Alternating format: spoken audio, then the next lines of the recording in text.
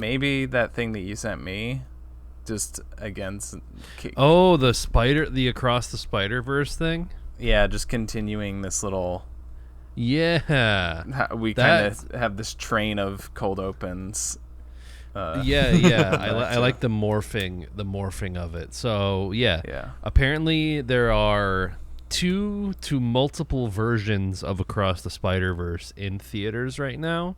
Mm-hmm. Did you look at the other tweets in that thread that I sent you? I looked at some, but like earlier, like yesterday or earlier today, I had seen someone else post it, and I read it was like an article or some shit, or I don't know. So because there was know a little bit about it. Okay, because there were to me. someone posted on Reddit that apparently, and it's not just like you mentioned, like audio mixing, like they were trying to fix the audio. I think that's part of it, but someone on Reddit posted that there are like lines and scenes that have been altered and like changed. Like, let's see, when Ben Reilly grabs Miles during the chase scene, he either says, "I've got you trapped in my well-defined musculature, so don't even," or "This one's called the sleeper hold. I'm using my bicep to constrict your," and I think he gets cut off. Mm-hmm. But it's like changing lines of dialogue. So it's like depending on what theater you're at, you could be seeing a different movie than like what someone. I mean, of course, in the grand scheme of things, it's like minor changes that's not really gonna like affect, like, I guess the overall flow of the movie. But I think it's weird that like movies are like AAA video game releases now, and they have like patch notes. Like they fixed this line of dialogue and replaced it with a better one. Our market research has shown that audiences find this line of dialogue funnier than the previous one. So we have changed the dialogue, and now the movie is like completely different. That's creepy, honestly. It's so I don't like. It's like, why? Why? Yeah. Like, and it's like, and people are like, you know, you're working on a movie as like an animator or a writer, and it's like, when are you done? When are you done working on this thing? Really. Good point. Yeah, I mean, I think it still stands that it could be, because like they like that has been a thing before, where like, yeah, even if it is just for like fixing an audio mixing thing, they might swap out some lines. It's still like kind of playing with like, yeah, like why with some of the stuff. Like it makes it seem like they're just like they're not confident in like the lines that they use, or I don't know. It's interesting. And Yeah, like I think I said to you before that like I think it might be maybe they're playing around with the whole like, oh, it's, you know, it's Spider-Verse, it's the multiverse, so it's like different thing. Maybe, yeah, I don't know. That's clever. Yeah. But sorry, what were you gonna say? Oh, yeah, there wasn't even anything controversial in the lines that you said. No. It's nothing like that. It's nothing like the French Connection thing or whatever. It's basically like alternate takes on jokes or something like that. That's wild. Yeah. Or Well, I mean, this goes all the way back to Cats, right? The that's what I cut. thought of. Yep. Yeah, the butthole cut. Yeah, that's what I thought of. Yeah. And then there's also some slight, which this is more of a thing to me than the audio things, because like those are easy, you know, you just replace the line, whatever. But they actually like, there's some little bits that are like animated differently. It's also very tiny little like one-shot things, but like there's little character animations that are a little different. Like there's a video at the top of that thread where it's Miguel, one of the Spider-Men, talking to like his hologram helper lady, and in one of them she like pulls out a phone and she like takes a selfie with them, and then in the other one she just kind of does like a peace sign or something like that and doesn't take out a phone. So again, it's all really like innocuous whatever stuff, but you know, that's still work that people are doing, and it's weird. Sorry, I'm looking at them both now. Oh, okay. Huh. I don't know. we should I feel like now the natural thing for us to do is to go back and like re-record some of our cold opens recently and like update them with like, yeah, you know, next thing you know, the next Spider-Man movie is gonna have multiple versions in theater. I'm calling it now, today on June 2nd, 2023. Well, there's enough clips of both of you, of all three of us, like laughing too, where it's like if I'm in the edit and I think of a joke that I wish I would have said while we were recording, I could just re-record myself saying it and then add in you guys like laughing at it, and I'm like, wow, man, I'm so funny, I'm so good at this. Hey, if you think about it, we kind of originated this anyways because like I edit the video version, you edit the audio version. So, yeah, we do edit the same episode and everything, and it's not like we do anything too fancy, but hey, there's two versions of every episode of ThereWillBeDuds out there. That's true. Yeah. How dishonest. Yeah. Well, yeah, because it's like Spotify released like the video option for everybody, so technically we could, but I think the audio in the video would be off in spots. Oh yeah, for sure. Yeah, definitely. So it would almost be like, yeah, which I guess that wouldn't be a terrible thing, just taking the audio from like the YouTube or the stream and like just using that, I guess. Yeah. But yeah. I don't know. I get meticulous with it to an annoying degree for myself, to the point where I'm like, I don't have to be this meticulous, but I can't not do it. Yeah, it's not like anybody's listening anyway. Yeah. They're watching. They're watching. The people have spoken. The people and the Chinese bots. Yeah. Yeah. And the bootleg pirate websites that think that we're putting the whole movie online for free. Yeah. Third Man, 582 views. I mean, at least it's consistent. All of our most recent episodes are like getting 500 plus views pretty consistently. So I don't know. It's who knows, Let's talk man. about AI. Yeah. Yeah, It's it's triggering the algorithm. Yeah. Yeah. Which is my next AI generated podcast, triggering the algorithm. All right. This is All right. back. Welcome back to This Is ThereWillBeDuds, episode 105. And I am your co-host TJ, aka J Spot Jack Cheese, and with me as always. As always, I am Nick, aka Dr. Funk on Twitch, and with me as always, here I am. It's me. I'm Tommy, aka Moose. And as always, we watched a movie this week. As always, we watched a movie. That being this week, the movie is The Favorite from 2018, yes. Directed by Yorgos Lanthimos.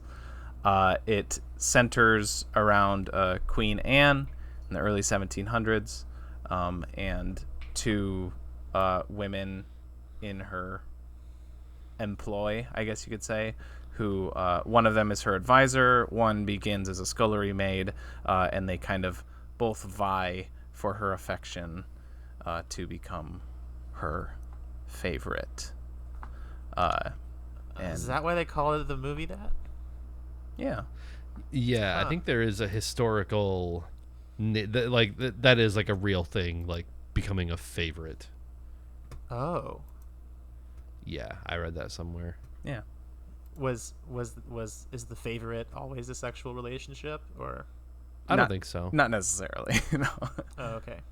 No, I mean, I was reading that a lot of people contend that like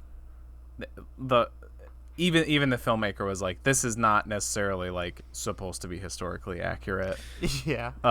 Yeah.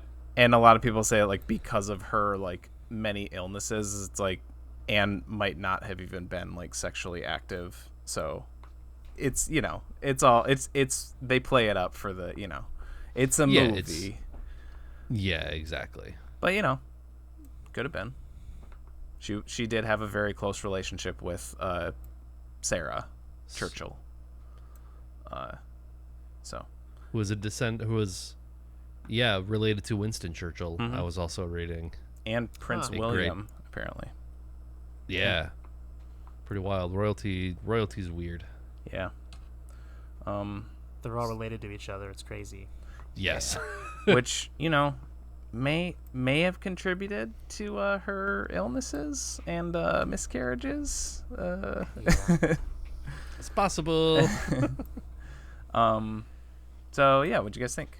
I've seen this a few times before. This is my second attempt at watching. The first time we were watching this was the night of the Oscars 2 years ago, and we stopped watching this because I saw on Twitter that Will Smith had slapped Chris Rock. And we were watching it again, and I looked over at Chloe. I was like, wouldn't it be funny if we got to the exact same spot? And then somehow news had broken that Will Smith had gone and like slapped Chris Rock again. And we stopped the movie in the same spot to like watch that instead. So yeah, we had seen roughly the first 40 minutes, and then we kind of stopped, and then we revisited it last night, and I had a pretty damn good time with it. I thought it was really funny. Thought it was really off kilter, and I thought it was gorgeous in a lot of ways too. It really seemed like they were going for that like Barry Lyndon. That's like, exactly what I think of every time I watch like this. Every frame could look like a classical painting. Like the YouTube channel.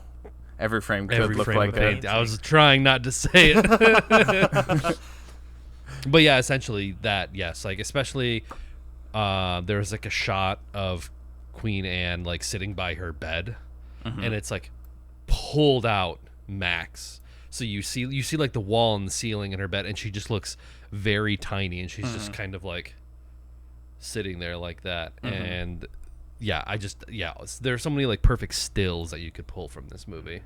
Yeah, I love the use of fisheye, like the fisheye lens, the wide angle lens. Yeah, because it shows off like the grandiosity of the palace and all this stuff, and it like simultaneously makes it feel like claustrophobic, but also like empty, like lonely. Which just kind of adds a this like coldness to the movie that's backed by all the cold characters and dialogue.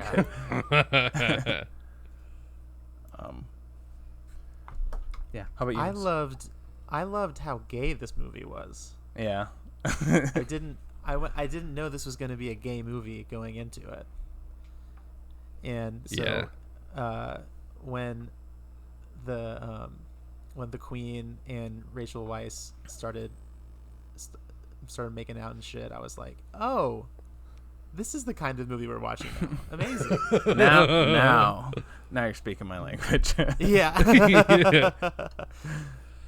Yeah, and that was such a great scene too, because that was when she was up like in the library and she heard them come in, but she didn't leave, and she like basically like watched them all do it. And so that gave her leverage to be like, oh, okay, this is how I stake my claim and ascend like the social hierarchy with the Queen. Yeah. Which was one of the biggest laughs is after Emma Stone and the Queen like hook up, and then Sarah's like aware of it, and you almost wonder if it's gonna be like the same sort of like tension that exists with Emma Stone and Sarah, Abigail and Sarah. I'll use their names, where it's like, oh my God, is Abigail gonna find out that Sarah knows that what they've been doing, and then the Queen is just like, I like it when she sticks her tongue in me. Just like straight up tells her to her face. Yeah. And then it's like, bye-bye, sends her away. Yeah. It was so great. I love her Anne and Sarah's relationship is like probably my favorite, because I love how how much they understand each other, or more how much Sarah understands Anne, and and like nobody else can, and that's why their relationship is so special. And that's why, like, when, you know, she wakes up in pain in the middle of the night, even after they've just had a fight, she calls for Sarah, because she's like the only person that like really gets her, you know, because she's a depressed, bipolar, you know, all these issues, you know, with good reason. I mean, it's, even for a royal, you can't help but feel like terrible for her, like with her health issues and like 17 children is like, that would just destroy anybody. So like she's a really just like like amidst all these like you know, funny, like she is hilarious. Anna's a like hilarious character, but also just like so so sad and so like sympathetic, and like you're like, yeah, she is kind of nuts, but yeah, you know, I probably would be you too. Get it. Yeah, and I think Olivia Colman plays it so well. Like, she's fantastic. every time she has like her pouty face and she's like on the brink of tears, it's just like, damn. Yeah, like she's so good at being like a sympathetic face, and just like you can see it working in her mind as she's just sitting there, and like, you know, pouting, and sometimes it manifests in like darkly funny outbursts, like they're pushing her through the hall and she hears music playing in the courtyard, and it's like she's so upset that she's dealing with all of these issues and illnesses, and it's like, no one else can be having a good time right now. So she is like, you know, get out, get get out of here. Even like that party, she's just like, stop dancing, like take me to my room. Yeah. And my favorite one of those is where she's walking by the like door guard, and she does the, did you just look at me? Did you just look at me? Did you? Look at me. Look at me. How dare you? Close your eyes. Yeah, she's awesome in this. She won like a shitload of awards for this performance too, and yeah. Really? Another one that like came from comedy primarily, and then they just, you know, go into drama. This isn't her first dramatic role, but you know, I always like seeing those comedic actors that turn to drama and just they kill it, because they, I don't know, the like comedy gives you a better yes, I don't know, I think it adds like a depth to like an emotional weight when you kind of like understand the opposite kind of ends of that emotional spectrum or whatever. Yeah, I mean, we've talked about that with like shows like Breaking Bad and Better Call Saul, which primarily feature actors from comedic backgrounds, or Jim Carrey's the other Jim one Carrey, too. Yeah. Steve Carell sometimes. There's a couple Steve Carell movies that I think where it's just like he's pretty good at playing it. You know, I guess one in particular that I'm thinking of, but like you know, Foxcatcher. I was thinking Little Miss Sunshine. Oh yeah, definitely. Yeah, he's really good in that. I also liked that, like, in those that period of time. And I was watching some of the Blu-ray like bonus features of this earlier, and it was like a behind-the-scenes kind of deal. And they were talking about like the way that men and women were depicted in this, where it's like all the women were, for the most part, fairly like plain, right? They had like their natural hair. They weren't. They were made up. They were made up sometimes for like special ceremonies or whatever. But on the inverse of that. Yes, you look like a sick badger. But on the inverse of that, all of the dudes are constantly in huge wigs, huge like puffy collared shirts, made up like to the nines. Like I just love the idea that this is like the height of like expressing masculinity at that time. Yeah. It's like Nicholas Hoult the whole time is just so good as just this. I love Nicholas This Hoult dandy lad, catty little bitch. I love him. He's so great.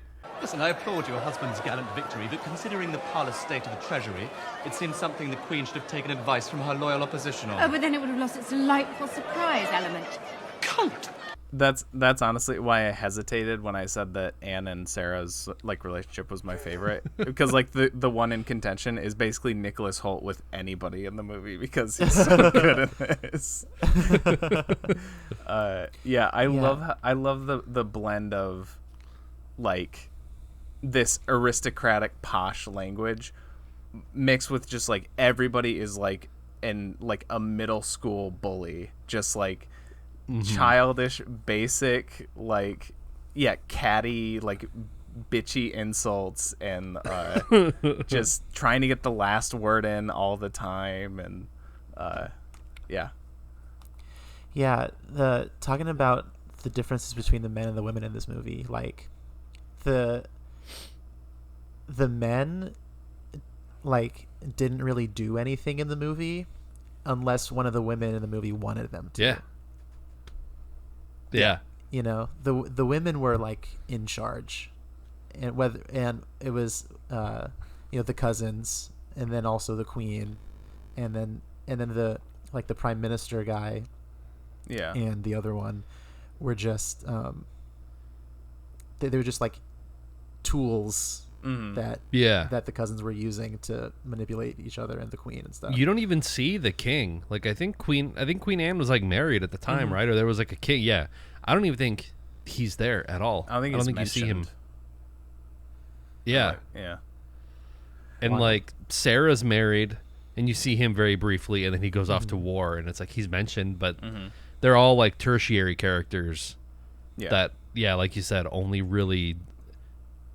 Their function really only is to like either vie for the women to like approve their plans, like because it's in the context of a war. I'm not sure what war. French, they're fighting with the French or something. That doesn't narrow it down.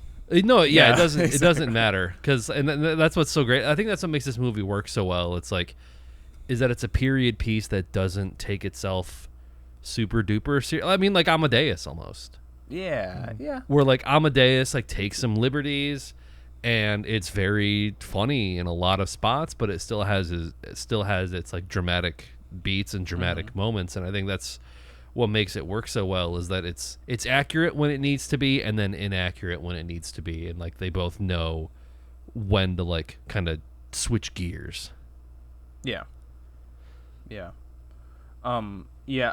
I read on, I think it was an IMDb trivia thing, where it said that this movie just barely passes the reverse Bechdel test.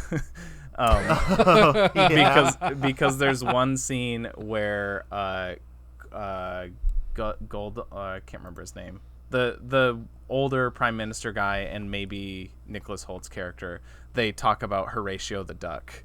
So that's the scene that lets it pass the reverse Bechdel test, which is really funny. It's such a good scene. Does the duck really need to be in here? And he's like, well, he's a prize-winning duck. Yeah. A movie that does not pass the reverse Bechdel test. Frozen 2. Oh, really? Yeah. Interesting. The only conversation between two men in that movie is about the relationship that Kristoff has with Anne. Oh. And wanting to marry her and stuff. And it's like, you don't quite get there. When so are, The when Favorite are we gonna and Frozen 2, basically the same movie. That's two. When are we gonna have our time? You tell me there's two movies that don't have enough male representation. That's too many, if you ask me.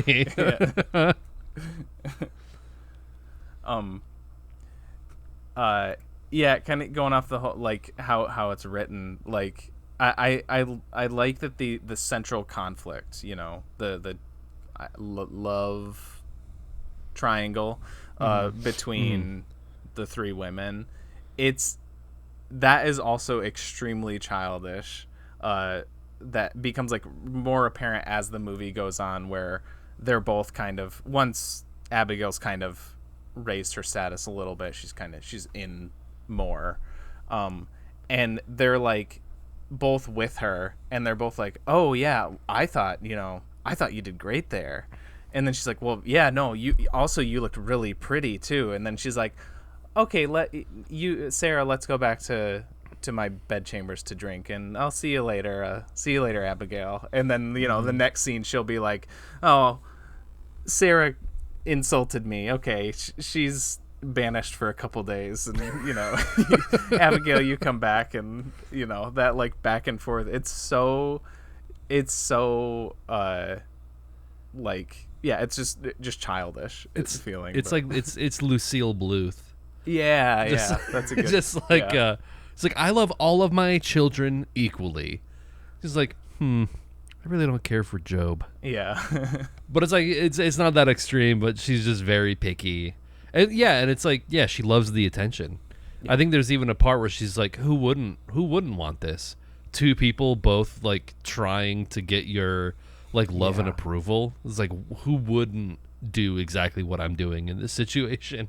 Yeah. Yeah, and when Sarah calls her out on it, she's like, says basically that exact same thing. Yeah. Mm-hmm. Yeah, I know.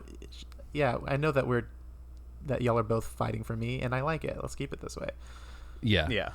And I think it's also because Anne knows really like who she truly wants to be with, and I think it's Sarah, because Sarah ultimately, I think, wants the relationship. I think Abigail on a certain level sort of does want the relationship, but only so much as she can leverage power and status out of it. You think so?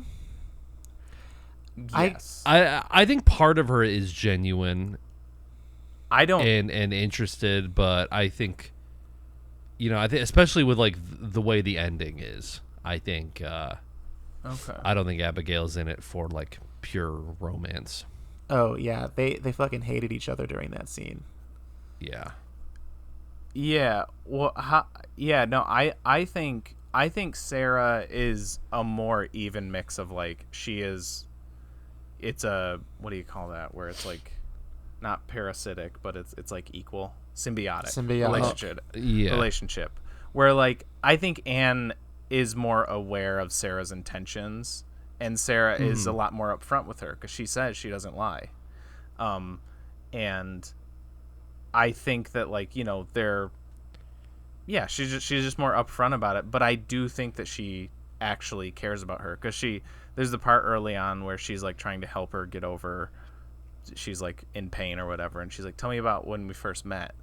And it was like they met because there was like when they were kids, and there was this boy bullying Anne, and Sarah like punched the boy or something like that, like knocked him out, and then she picked Anne up. And I think that's kind of the little kid Sarah probably wasn't like, I'm gonna get in with this to leverage power. This is how I make my way to the top. Yeah, I take that as like a more, I guess, solid evidence that their relationship was more genuine, even though there was some more selfish reasonings. Yeah, but I think Abigail is completely just power. I don't think that there is any emotional attachment. I think she is a complete like narcissist, liar, manipulator. I think she's just out and out the bad guy.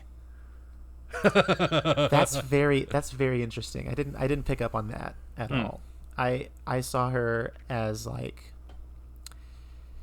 she manipulated the queen like to get some like social status or whatever, but I saw that I don't know, maybe I was just watching the movie wrong, because what I saw was, if you don't agree with me, that's probably the number one rule of this podcast.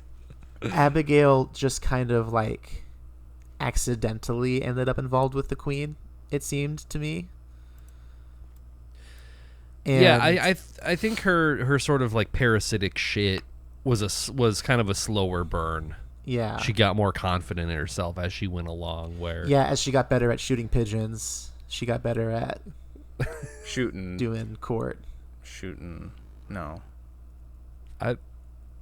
no, she doesn't have a dick.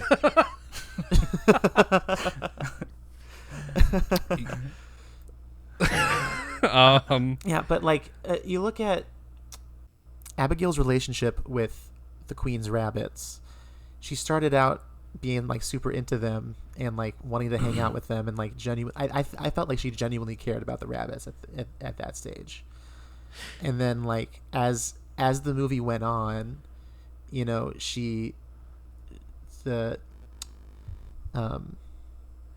I think she began to like resent them, and I think she began to resent the Queen, because I think she did enjoy like being with the Queen and like that. I think she liked the relationship aspect. It's like when you're fresh into a relationship and it's like, you know, the honeymoon phase, right? Yeah. Like the first like year or so of the relationship, you're like, oh my god, wow, you're so great, this is so awesome, I love everything that we're doing. And then as time goes by and you're with a person for longer, you're like, oh, that's really annoying when you do that. Yeah. Why do you have it smells like shit in here? Why do you have 17 rabbits? This is disgusting. I just slipped in rabbit shit. Why did you I think Abigail genuinely did feel something, but the way that she works, the only way that she can feel something is on that ascent to power and status. That's guys, that's wild to me, because another example when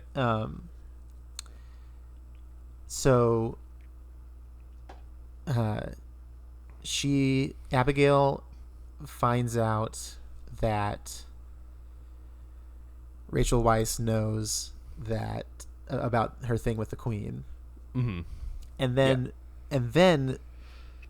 Rachel Weisz goes out of town for a little bit. And that's when when Abigail decides, okay, it's time for me to get married.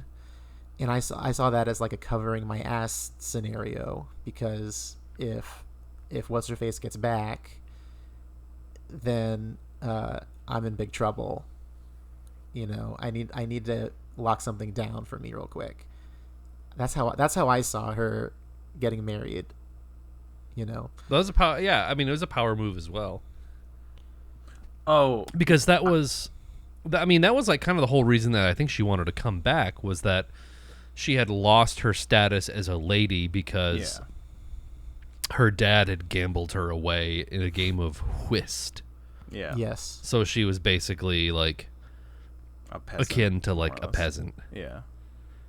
Like like the first introduction of her, she's like in a carriage and there's a dude sitting across from the carriage like beating off. She's just like, all right, yeah, okay. You say no male characters have goals or accomplish anything in this movie. Yeah, I guess there's that guy. Yeah, I don't know. I disagree. I don't think she cared about the rabbits. I think she was completely in it for herself. I think that she went to the castle to somehow figure out a way to, you know, kind of get back in, you know, get her status back. Society's good graces. I think the thing with the Queen presented itself, or, you know, she's a very cunning, charismatic, manipulative person. So she's just like, you know what? Let's go for it. And she went for it, you know. It made me think of the scene in Fight Club when Edward Norton is in like his boss's office, and he just beats the shit out of himself. Oh, when she's like I was like, oh shit, she's having like a mental breakdown, and it's like, no, she's beating herself up to make it look like Sarah beat her up. Yeah. As a move. Yeah. Which is like that's pretty manipulative. That's pretty messed up. Yeah. I think I'm somewhere in the middle between the both of you, where I think on some weird level Abigail did care, but it was only in service of like power. So it's I don't know. To me, that's it's not a little caring, above. I guess. Oh, okay. Yeah, I see what you're saying. Yeah. Yeah. But you know, and it's been down to like, you could say she got sick of him, but like I again think the kind of the antithesis to showing how Sarah does care, when, you know, with the little story, is that when she like steps on the rabbit at the end, it's like, oh, she's just evil. She like basically that part hurt to anytime. watch. Yeah, it does. I was like, there's that Yorgos Lanthimos like uncomfortableness. Yeah. There, because his other movies, I've only seen The Killing of a Sacred Deer, and I think I started The Lobster, but this Yorgos has a style, and he's very evocative, and I think he was pretty restrained in The Favorite. I mean, yeah, the dialogue to, like, for sure is not as alienating as his other movies. As weird as kind of idiosyncratic as the dialogue is in this, it's a lot more normal than like The Lobster or Killing of a Sacred Deer. Yeah. But yeah, the rabbit scene, I was like, okay, there's that sort of evocative filmmaking that I kind of come to expect from this guy. Yeah. And like, oh yeah, Chloe was like, oh my god, like why is she doing that? Like, why are we watching this? Yeah. Because like, yeah, any sort of like animals getting hurt in movies, I'm like, no, don't like this. Yeah. Yeah, because you cut away just the right time. You see it's like its legs like splay out as she's like going farther and farther down. So like, yeah, it cuts like right when it's getting like okay. But yeah, so I take that as like basically because she's doing that and then it kind of wakes Anne up and she sees it. And I kind of take that as like that is Abigail's default. When nobody is looking, she is the person that crushes rabbits with her feet. And it's just that the ending was Anne caught her. She saw her doing it. She saw she saw Abigail's true form. She saw through the lies. Yeah. Whereas Sarah doesn't lie. Yeah, because it's like, what would you rather have? Like a friend that constantly butters you up and compliments you and tells you how great you are, or a friend who likes you enough to tell you when you look like a badger? Yeah. A badger. It's like one is fun for a little while. It's like, hell yeah, no. You think I'm awesome? I also think I'm awesome. This is great. Let's go have lesbian sex. And then, why are you stepping on my rabbit that represents my miscarriages? What are you doing? Yeah. So that's interesting. Yeah, I thought that just the court environment just kind of like screwed up Abigail's like moral compass a little bit, Yeah, I mean, this is like, I guess it's kind of like a nature versus nurture thing a little bit too. It's like she, as soon as she got power, like as soon as she was in that circumstance, that's when she thrived the most. But it's like, if she had stayed a peasant, would she be capable of such things? I still think she probably would have been, walking around probably killing woodland animals. That's like the number one like attribute in like serial killers and like sociopaths is like killing small animals. That's the word I was looking for, is that she's a sociopath. Like sociopath. Yeah, for sure. So I want to ask you guys at the end of the movie, who is the favorite? It's got to be Sarah. Even though she sent her away. That's who I think.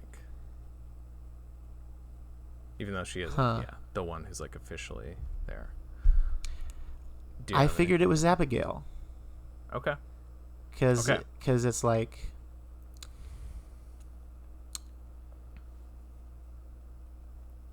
just the like completely like hateful, dispassionate sex that they have at the very end of the movie is just like. Wait, you think that she's fingering her? She was obviously. Why else would she be down there? She's rubbing her leg. Yeah, rubbing her leg. Come on. That's how it starts. That's how it started the first time they had sex. She was like, rub my leg, and then they got excited about it. I think she was fingering her in that scene. Okay. Yeah, and I think that it's like, how do I put this? Abigail is now the one who fingers the queen. I am the one who fingers. Like That's her official title. Nobody's really happy about it. The royal finger. Not even the queen. But she's the favorite. Somebody's got to make her bust. So. And she's like, Yeah. She's like, all right, damn it. Well, it's like, this is what you wanted. This is what you wanted. This is what you chose for yourself. Yeah. You have this. You have your status. You have your influence.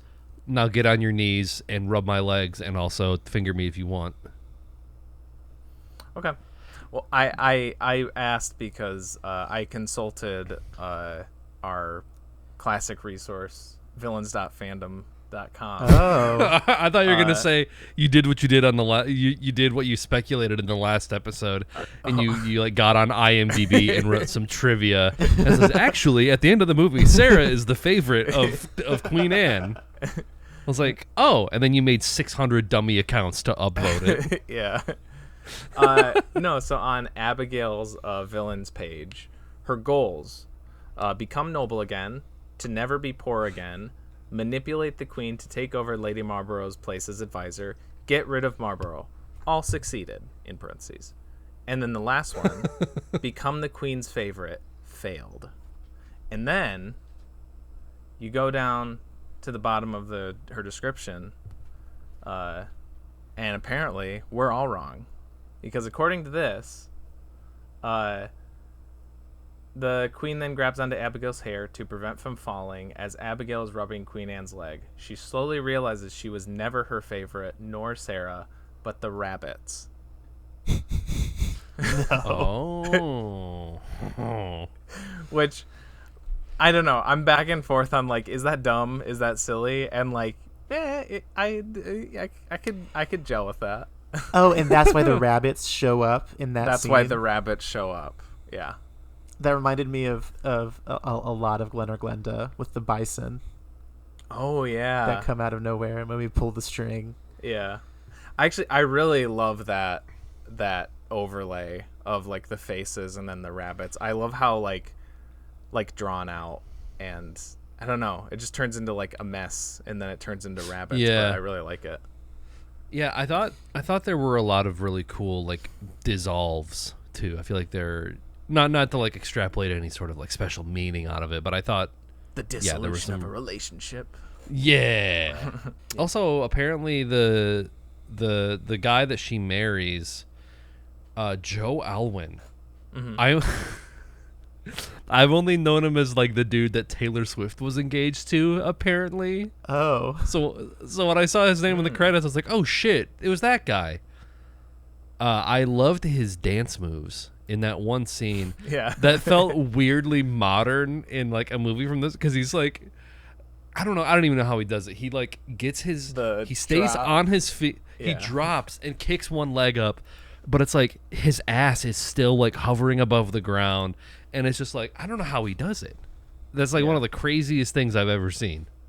That was very, like, A Knight's Tale dancing. That's kind of what reminded me of the, like, Yeah, anachronistic dance scenes.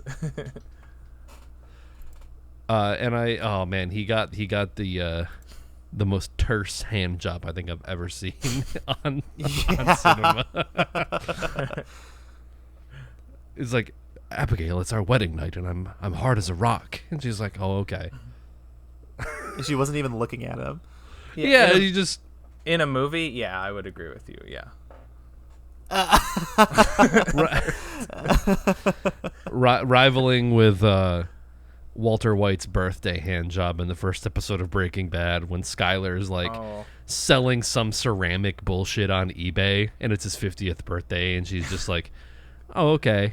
And then she gets the sale, and she's like, yes! And he, like, squeezes. He's like, oh!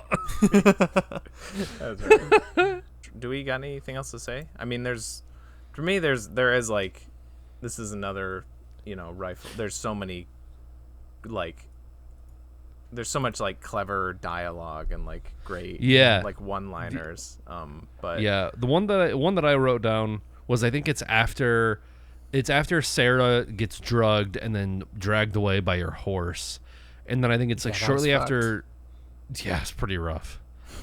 It's shortly after Anne realizes that it wasn't a move and she's actually in danger, and she's laying in her bed and she's just like, "Well, go find her." And one of the guards just kind of stops and he like starts looking around. He starts looking around the room like no, you idiot.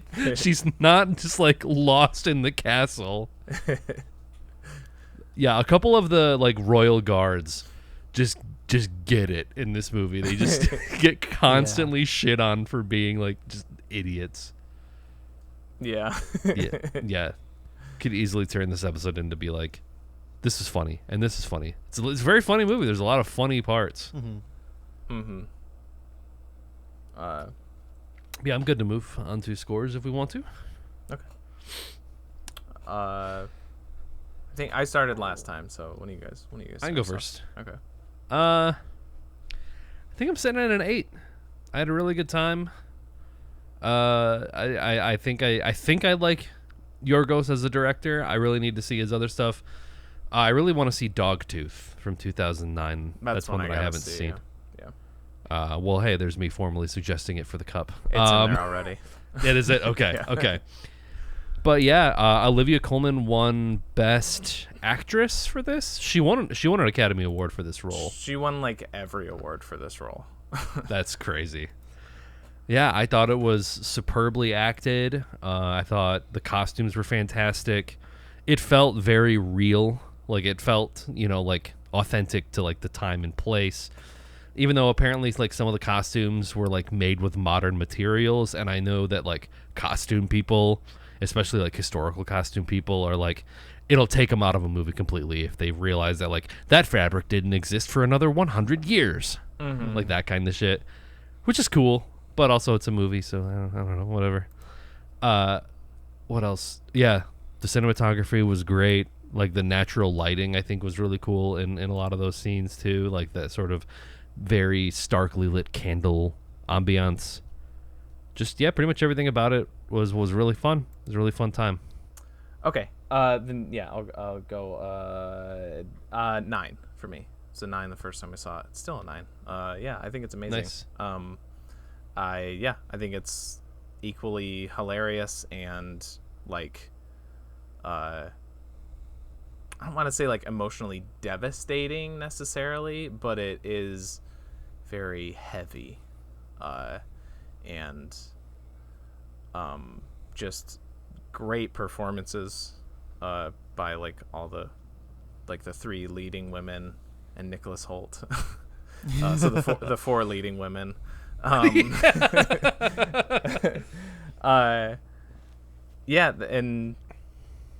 Great, awesome dialogue.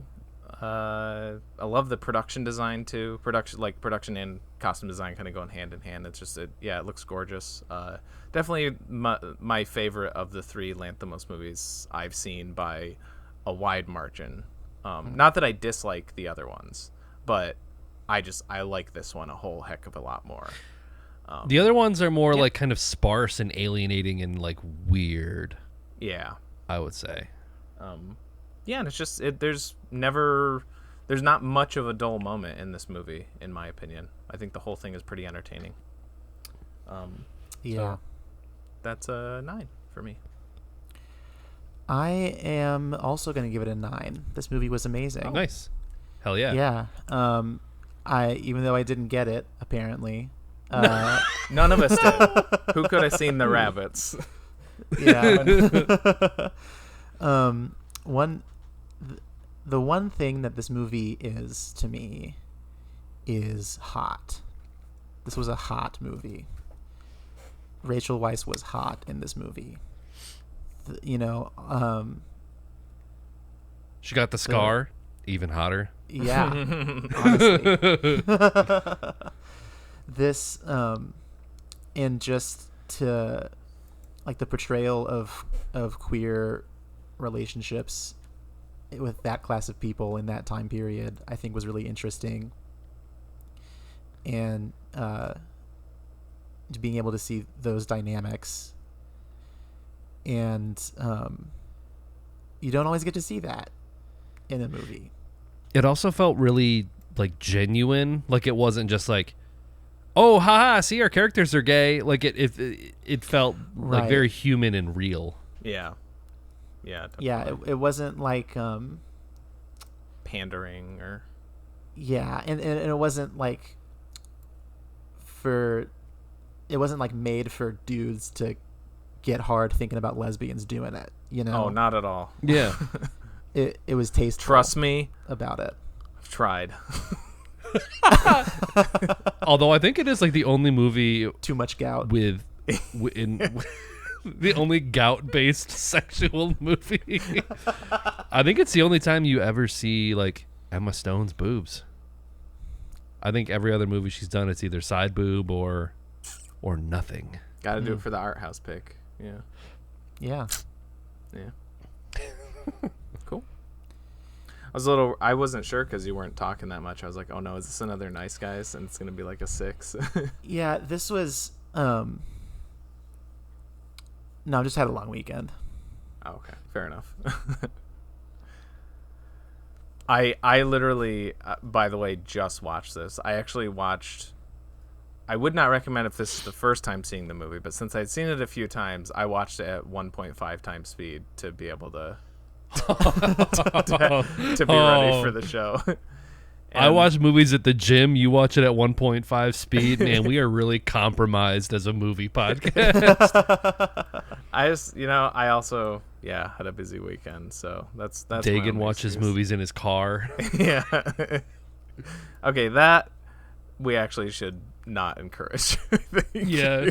Yeah, Yeah, wait, Dagan while watched- driving. While He driving. watched Jack. It was for the Christmas episode. He watched Jack Frost in his car while he was driving to Oh the my recording. He had it like in like his windshield like mount thing. Oh my god. Yeah. That's not Which safe. which is funny because the movie's about a guy who dies in a car accident and is reincarnated as a snowman. Which like, you died watching Jack Frost and got reincarnated as a snowman. So I have had a lesbian movie weekend. Nice. I'm I- glad we could contribute to that. Yeah, I watched The Favorite, and I had no idea it was going to be a lesbian movie. Pleasantly surprised. Yeah, it was great. It was a great lesbian movie. But the night before I watched But I'm a Cheerleader. And so that movie is about a gay conversion therapy camp. Mm. And my girlfriend, who I watched it with, did not warn me about that. Oh. And so I was watching the movie just like distraught and like in tears at points because of how like emotionally like devastating what those kids had to go through was. And so yeah, be warned, it's about a gay conversion therapy camp. But it was a fun movie. It was a funny movie. Lots of laughs. It was also a hot movie, similar yeah. to I feel like it's not really a good lesbian movie unless it's really hot.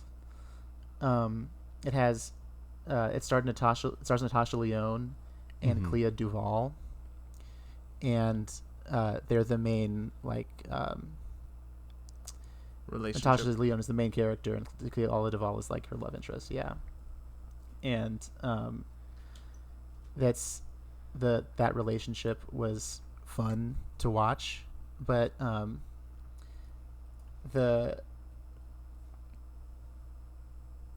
what the movie really got me was there are these older gay men, Larry and Lloyd, who attended the conversion therapy camp as kids, and now they're out gay men, and they like take in homeless queer youth who have been kicked out of their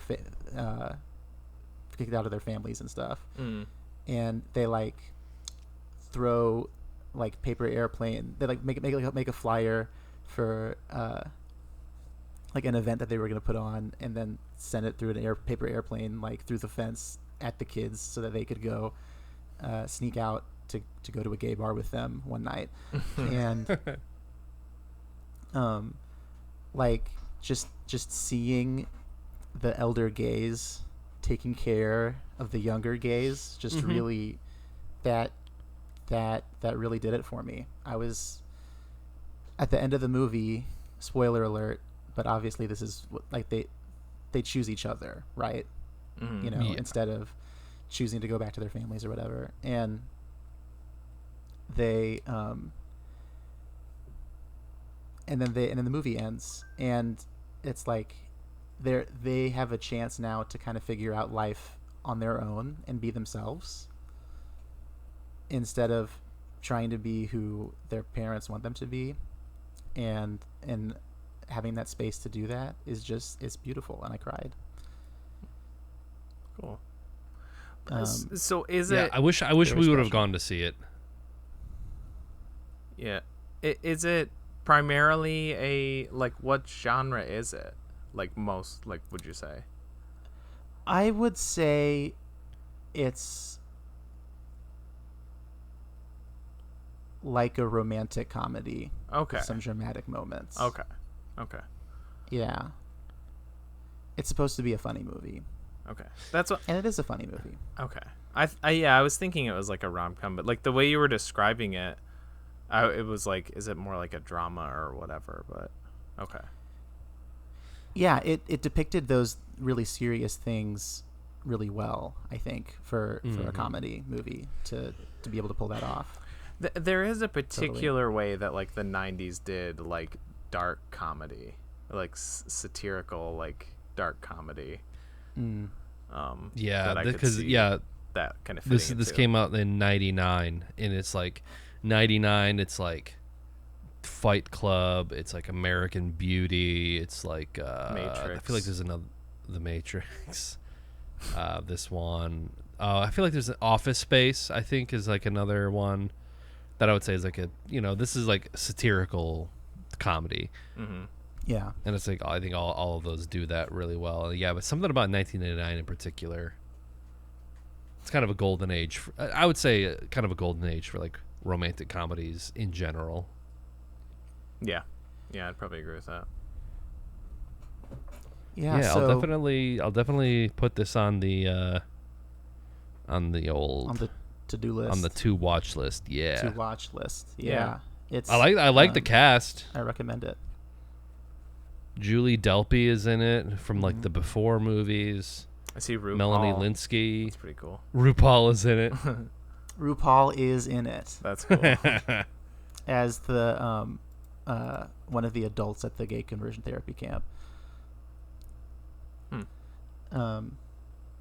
Yeah, it's a great movie. I recommend it. Big time. And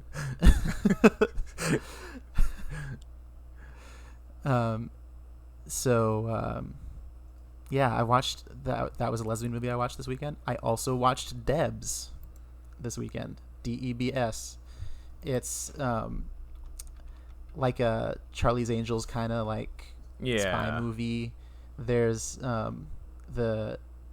these girls are like in they all passed this like secret test that's on the SAT to make that proves that they're good. They'd be good at spies, good at being spies. So they're recruited to this like academy where they become Debs, and Debs stands for like discipline, energy, beauty, strength, or something like that. Nice. And one of the Debs falls in love with a criminal mastermind, and that's the movie. Okay. they fall in love, and then shenanigans happen because of it. And it was also pretty hot. All the Debs are in these little skirts, these little plaid skirts, and the person who plays the criminal mastermind is, gotta Google it. What movie am I talking about? Debs. I missed it. Is this gay too? Yeah, it's very gay. Okay, cool. Yeah, the criminal mastermind is Jordana Brewster. Oh, okay. She's in like the Fast and Furious movies. Oh, okay, yeah. Oh, okay. She was really hot in this movie. I gotta say. So, Hell yeah. This was a fun movie. This wasn't as serious as But I'm a Cheerleader was. Okay. Yeah, I mean, just kind of combing the Wikipedia, I think it said it was like a box office bomb, like when it came out, but I think it is basically like a cult movie now that has like a following of people who are like, yeah, this is like some 2004, like, something about that time period of 2004 action comedy movies. It's just like, it's very fun and quaint looking at them now. Yeah. Where it's like, With it's a bad, but lesbian it's like, it's twist funny. this Yeah, time. exactly. Mm-hmm. Yeah, so that was the weekend I had, watching 3 very lesbian movies Sweet. that were very hot and very good. Hell yeah. Tight. I'm gonna pivot in the complete opposite direction. Okay, here we go.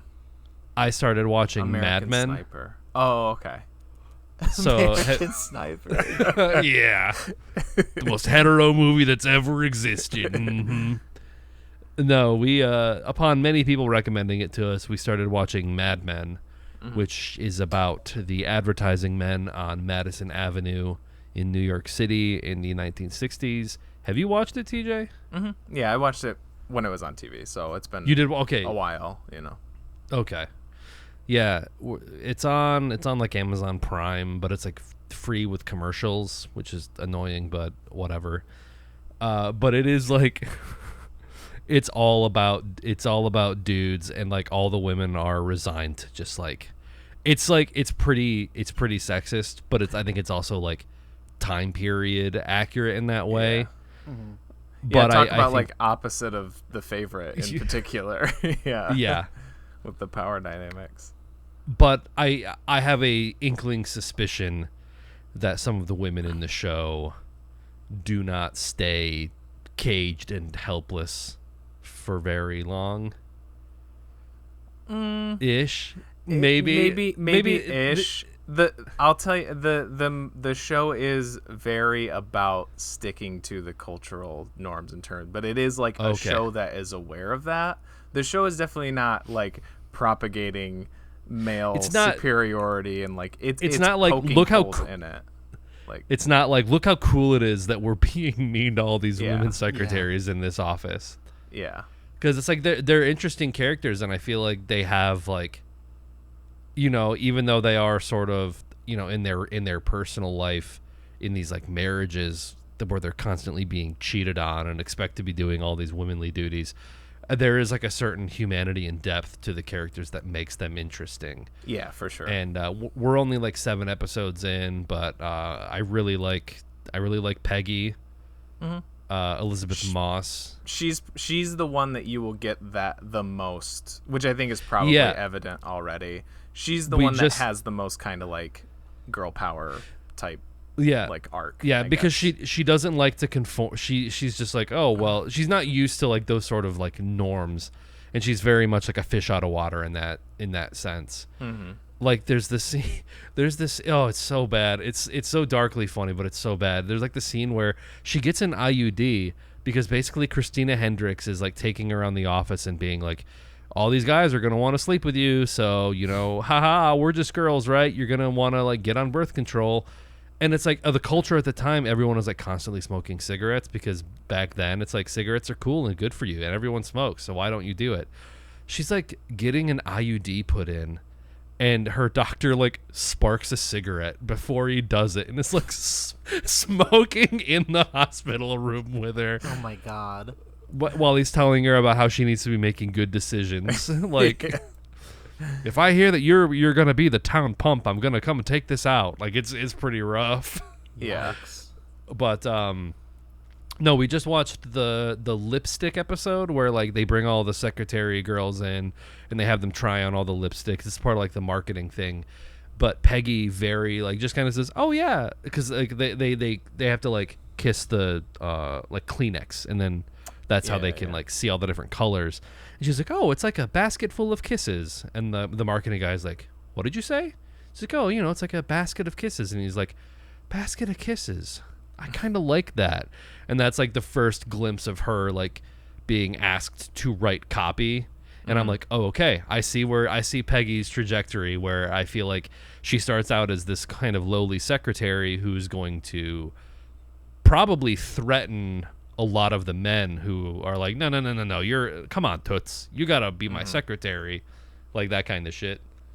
But it kind of feels like a show that couldn't really be made now, not because of its content, but because like the way that it does things, where it's like you kind of meet Peggy and you think Peggy's the main character, and then you go a couple episodes and you don't really get the Peggy storyline that much at all. Yeah, it's kind of like Game of Where Thrones it's like, in that sense. Like Game of Thrones would do and that. it's like, I feel like people would watch it now and like they'd be like, I'm bored. What's happening? No one does anything. No characters are doing anything. This is bad. I don't like this. And it's like, yeah, this is how TV shows used to be. Yeah. It is a very slow, methodical show where, like, there's moments, but it's not like a thing where, it's building up to a big thing, or there's gotta be this, but it's mostly just about people being repressed and mopey in the 60s. And, Especially Don. It's man, there are so many times where Don will just be like, he'll just like have a very slight interaction and he'll be sitting in a meeting and it looks like he's about to burst into tears. Yeah. You're like, Jesus, dude. And maybe I'll shoot myself in the foot later when we get further along in the show. I kind of like Pete. I like Pete. I can't say if he is like a good guy or not, but I like Vincent Kartheiser. I like the role. Because I think you're set up. He's like the foil to Don Draper, where Don is like this classic advertising guy, and Pete is like the kind of up and coming, like he's young and he's full of ideas and he's snappy and he's the new generation, and he's gonna fight with the old generation tooth and nail to get his ideas through. And I think people could see him as like being annoying and being like reading his character as like, oh, I hate this guy. He's so annoying. It's like the Skylar White. Like he's just getting in Walt's way of having fun. It's like Pete's getting in Don's way. But I kind of like that in him a little bit. Like I'm curious to see like where their relationship goes. I know like a famous interaction from the show where they're like in the elevator. I see it used as like a reaction all the time, where Pete's like, I feel bad for you, Don, and Don's like, I don't think about you at all. Yeah, it's like, oh. Yeah. But I feel like in the context of that, it's like, no, Don, you think about him a lot. Oh yeah. Yeah. So yeah, I like it. Yeah. Yeah. I like it a lot so far. I'm excited to see where it goes.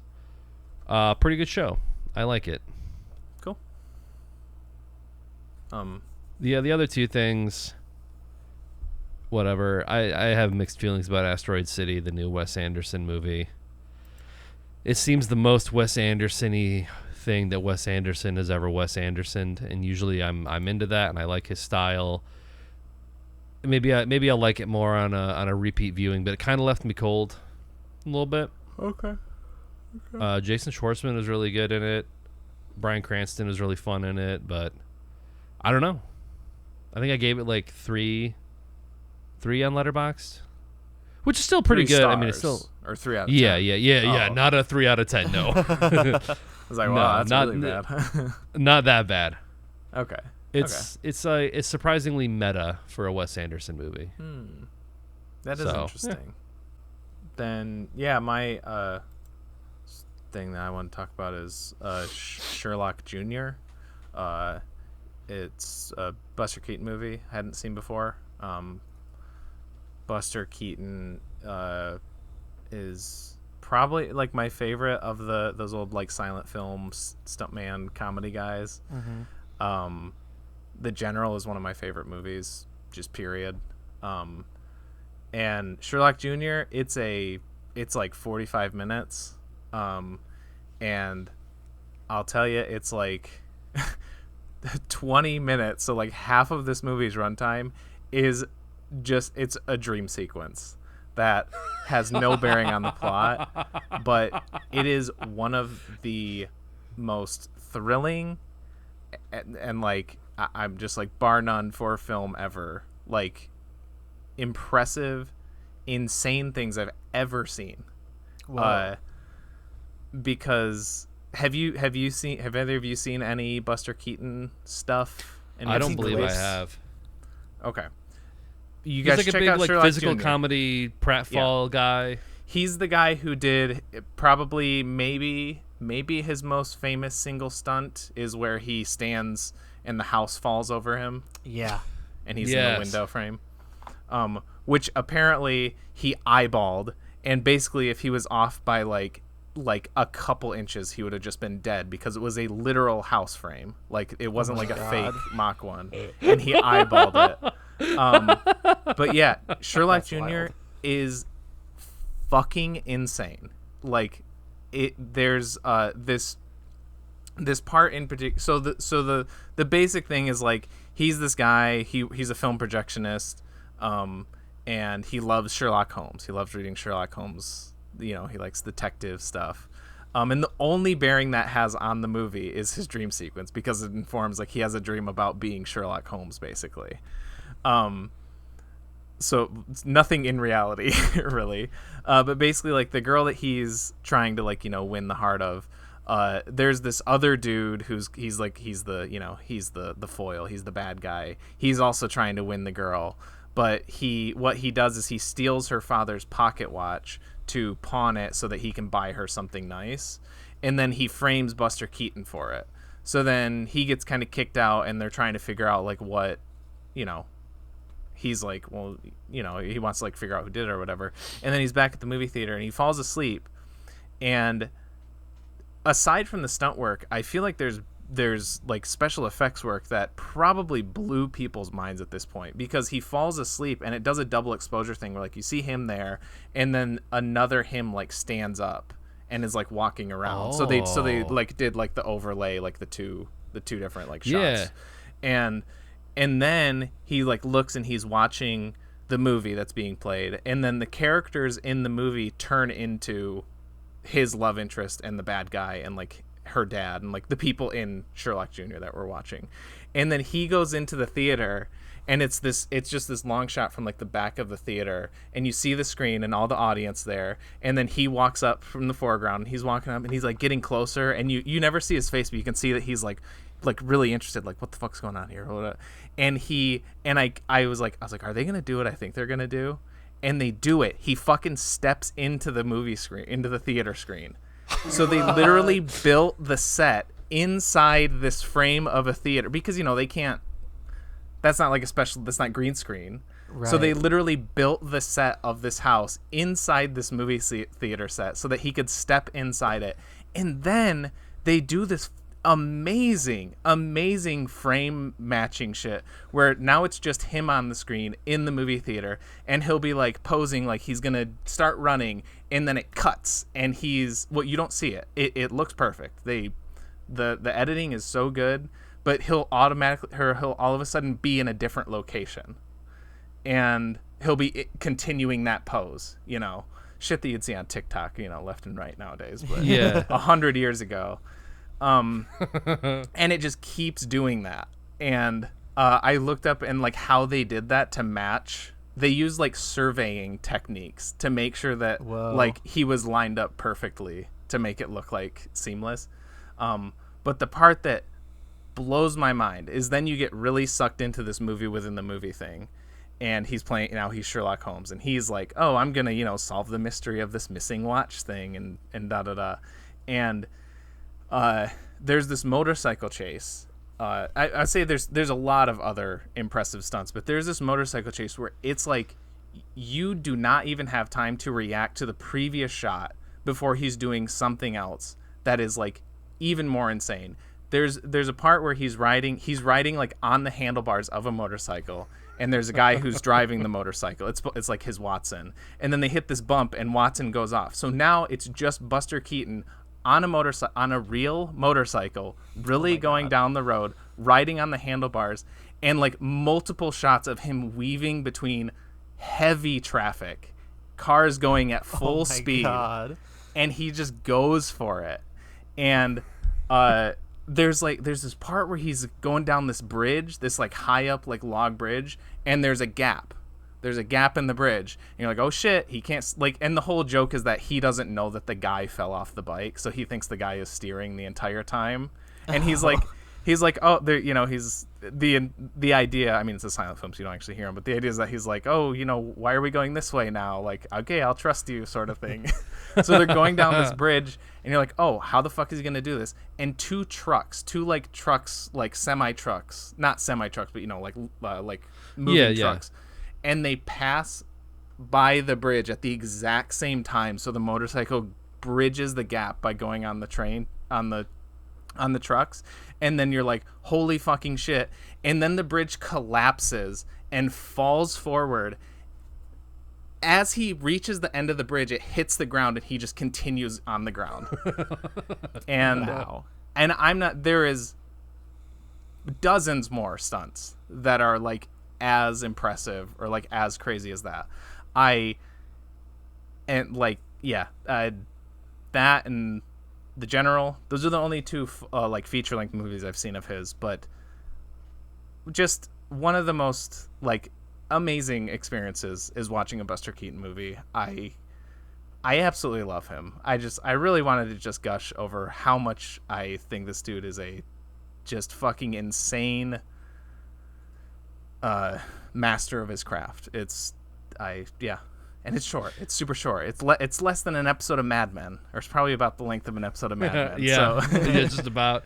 Yeah, I just posted it in the Discord, but a lot of this stuff is public domain, so you can just watch it on YouTube. Mm-hmm. You go to The General on Wikipedia, and it's like right there, hour 15. Yep. So you can watch all of these, like no streaming service, no nothing. You can just watch them. Yeah, nice. And they're funny too. Like aside from like the stunt work, like he's got good, like comedic jokes that hold up literally, not literally, I can't say literally almost 100. I want to say 100 years later. It's 99 years later. Sherlock Jr. came out in 1924. Orson Welles considered 23. Orson Welles considered The General the greatest comedy ever made, and perhaps the greatest film ever made. It's that literally, General is like, that's like, yeah, it's up there. That's like a top, I'd say top 50 or something like that. Oh, okay. Somewhere in there. And you know, Sherlock Jr., it's somewhere, it's like a 9 or 10 for me. My only knock is that like I thought like the beginning little bit was a little slow, I guess. But also I think the edit I got, because I watched it on Tubi, and like the music the whole time, I'm like, this is not the original music. There's no way. It felt like just off. And also there was a lot of intertitle cards, which Buster Keaton famously used as few intertitle cards as possible, meaning like that's the dialogue, like when, you know, in silent films they're like blah, blah, blah, blah, and then it does the shot of like what they said. It shows like, you know what I'm talking about? Mm-hmm, mm-hmm, yeah. Mm-hmm. Yeah. And Buster Keaton hated that, so he used as few of those as possible. And there was a lot. There was like anytime a character would like showed up for the first time, it would do like John Jones, the psychiatrist, or some shit like that. I'm like, there's no way. So yeah, the Tubi version was a little weird, but you know, it didn't hurt it too much, because it's all the silent stuff that's the good stuff. Yep. Yeah, nice. One of my most. They actually released multiple versions of this movie. Yeah. Yeah. Across the Keaton verse. Yeah. There you go. Yeah. Yeah, but between this and The General, like, yeah, some of my most like full-throated recommendations for anybody who wants to have fun for like an hour, you know. I really don't think you can go wrong with them. So I'm gonna try to, after watching this and being like, wow, it's not just The General that's great, you know. So I'm gonna try checking out Steamboat Bill Jr. pretty soon too. That's the one that has the house trick. Oh, nice. Yeah. Nice. Yeah. That's it. Okay. So we got a movie for next week. We do. And it's in here. Whoa. Wow. What a concept. Oh, wow.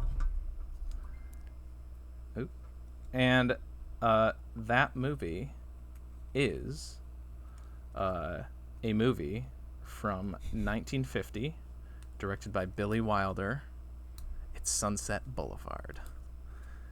Oh. What I'm happy to talk That's about. funny. We were talking about in Dreamer, the last episode. I didn't say anything while we were recording, but we were talking about Terry, the local guy. I was reading an interview with him, and he said Sunset Boulevard was his favorite movie of all time. Oh, nice. So Yeah, that's weird. That movie's been like on my mind, like thinking about it. Oh, That's really? weird. Huh. Tight. Spooky. Well, that's like a classic that I've never seen that I'll be excited to check off the list. Hell yeah. Yeah, it's well, I won't play my hand too early, but yeah, I like the movie. So if you don't want to be spoiled for Sunset Boulevard, which by the way features Buster Keaton, because it's like about Hollywood, so there's some people like playing themselves or like versions of themselves or whatever. This has a very famous line in it that you guys will probably recognize. I think even Moose. I think you guys will both. But it's she's talking to a real person, and that's what it is. Anyways, the movie is available on Pluto TV for free, and then for rent on Apple TV, Google Play, Vudu, Redbox.